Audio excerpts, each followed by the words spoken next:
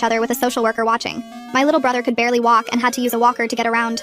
His legs were bent weird from the boots and he moved real slow. But when he saw me, he smiled for real for the first time in forever. My older sister had bandages on her wrists from the zip ties, and my younger sister kept rubbing her back where it hurt. The baby just sat there not really understanding what was happening. We all hugged, careful not to hurt each other's injuries. A physical therapist came in to look at all of us and explain what months of hanging had done to our bodies. Our muscles had gotten weak in some places and too tight in others from the weird position. Our spines were compressed and our knees were stretched out wrong. She showed us gentle exercises we could do lying down to start fixing things.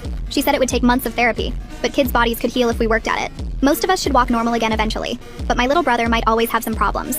Detective Bradshaw visited me again a few days later with updates on the case. They'd arrested the cult leader at his compound along with the fake doctors who were supposed to do our surgery. The FBI was taking over parts of the case because the website went to people in different states, and that made it federal. They'd found other families at the compound living the same way with kids hanging from bars. Those kids were getting rescued too.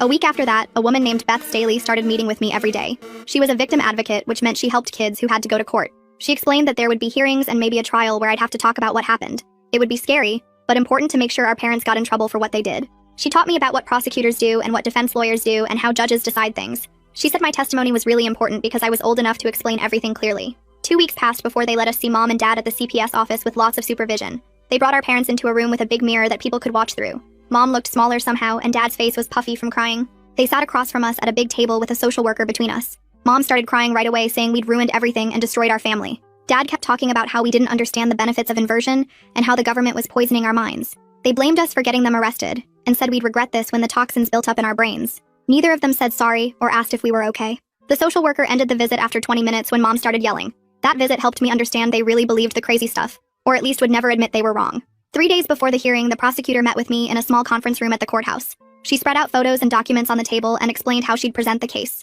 The physical evidence was really strong with all the photos and equipment from the house. My testimony plus my siblings' statements made it clear abuse happened. She said my parents' lawyers were already talking about plea deals to avoid a full trial. They'd probably get 5 to 7 years in prison if they admitted guilt. She prepared me for what questions I might get asked and how to answer clearly. The preliminary hearing was tomorrow, and I'd have to tell the judge what happened to us. The morning of the hearing, my hands shook so bad I couldn't button my shirt properly. Beth Staley met me outside the courthouse and walked me through the metal detectors while explaining what would happen inside.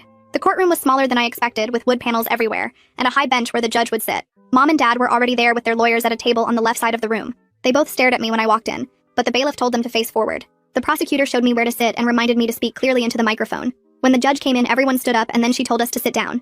She was an older woman with gray hair who looked at me over her glasses before asking if I was ready to testify.